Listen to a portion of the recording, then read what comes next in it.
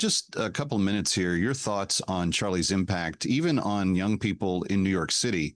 I was surprised, to be candid, with the number of urban young people that know the name, knew the name, and knew what this guy stood for, particularly in a progressive, heavily progressive area.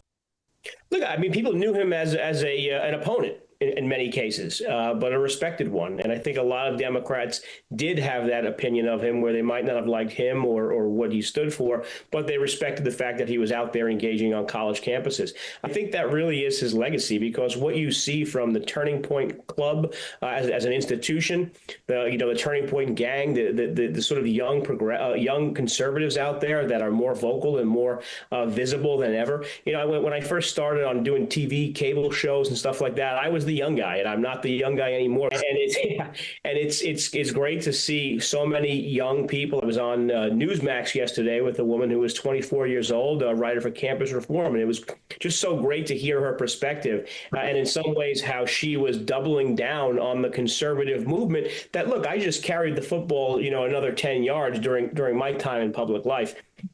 Charlie inspired that next generation. And I got to be honest, I was always a little jealous of him because he was so cool and so like with it. And he was able to make conservatism a popular, thing on college campuses. Usually you have to have like a keg party and some Greek letters to be cool, right? Like Charlie Kirk, did it with conversations about God, family, and conservatism.